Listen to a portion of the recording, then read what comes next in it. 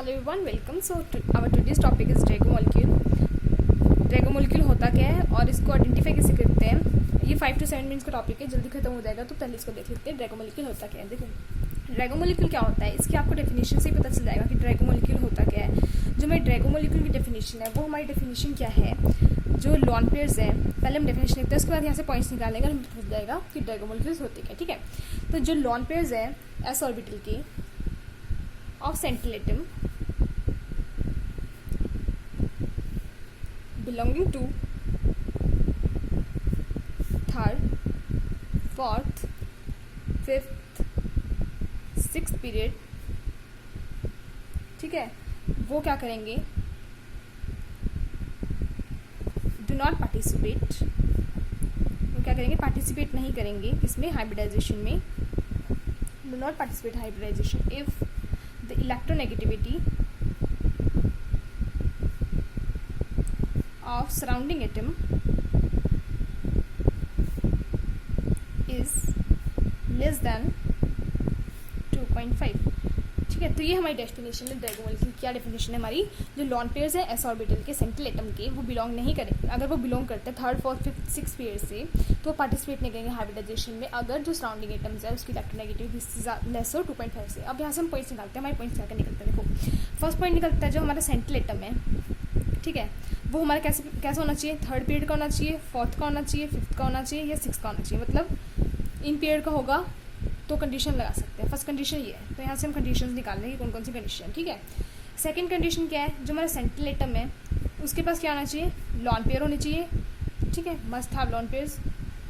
ठीक है, third condition क्या है, जो सराउंडिंग एटम है हमारा, उसकी जो इलेक्ट्रोनेगेटिविटी है वो लेस देन और इक्वल टू कितनी होनी चाहिए, 2.5। ठीक है, लेस देन इक्वल टू 2.5 होनी चाहिए जो हमारी इलेक्ट्रोनेगेटिविटी है सेंट्रल एटम की। ठीक है, सॉरी सराउंडिंग एटम की। तो यहाँ से हम कैसे निकाल सकते हैं, देखो ये थर्ड, फोर्थ, फिफ्थ, सिक्स वाले में कौन से आएंगे, कौन से आएंगे। देखो हम लिखते हैं नाइट्रोजन, फॉस्फोरस, ठीक है, ये हो जाता है। और उसके बाद क्या आता है, ऑक्सीजन, सल्फर और से ये आता है। उसके बाद हम क्या यहाँ पे क्या आता है,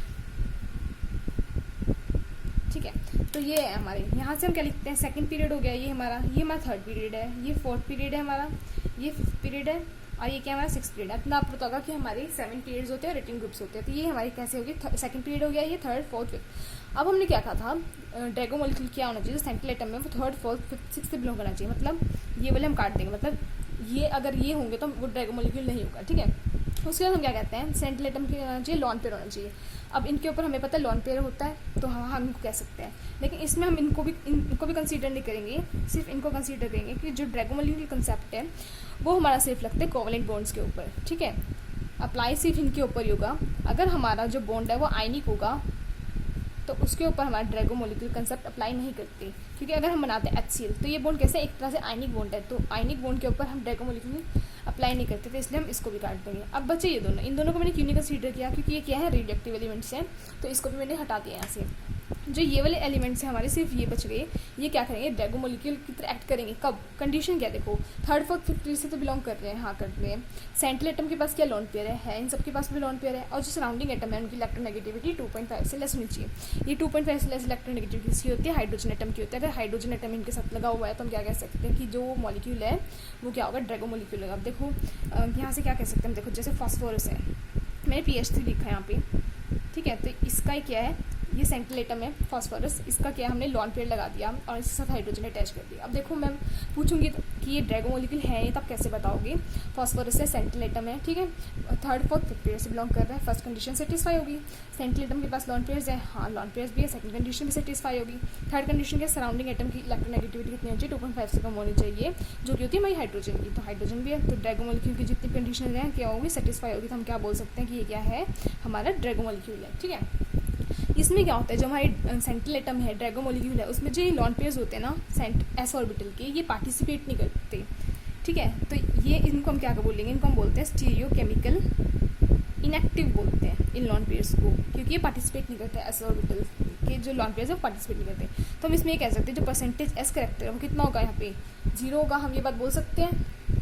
ये जो मैंने बोला परसेंटेज एस करेक्टर 0 है, ये किस केस में बोला मैंने, बॉन्ड फॉर्मेशन में, क्योंकि बॉन्ड फॉर्मेशन में हम क्या कह रहे हैं कि परसेंटेज एस जीरो है, क्योंकि वहाँ पे एस ऑर्बिटल है जो वो इन्वॉल्व नहीं हो रहा। लेकिन अगर हम वैसे देखते हैं तो ये इसको हम कह सकते हैं कि यहाँ पे जो ड्रैगो मॉलिक्यूल्स हैं, हम डाउन साइड जाते हैं तो जो इनके डाउन साइड जाने से होता है मैक्सिमम एस कैरेक्टर आ जाते हैं इनके अंदर, ठीक है। तो ये जो केस था ये सिर्फ बॉन्ड फॉर्मेशन के लिए था। अगर बॉन्ड फॉर्म कर रहे हैं तो यहाँ पे प्योर पी ऑर्बिटल्स इन्वॉल्व होते हैं सिर्फ बॉन्ड फॉर्मेशन में, ठीक है।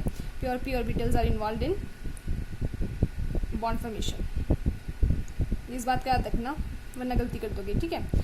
और हम क्या कह सकते हैं, और क्या क्या एग्जाम्पल कह सकते हैं, देखो हम क्या कह सकते हैं, PH3 है हमारा, ASH3 है हमारा, SBH3 है हमारा, ठीक है, SH2 हो गया, SCH2 हो गया, H2S लिख सकते हो इसको, जैसे हम H2S गैस बोलते हैं, और TeH2 बोल सकते हो। ये जो हमारे ये वाले मॉलिक्यूल्स, ये क्या है, हमारे ड्रैगो मॉलिक्यूल्स है। और जो ड्रैगो मॉलिक्यूल्स हैं उनका जो एंगल होता है वो एंगल हमारा अप्रॉक्सी 90 डिग्री के इक्वल होता है।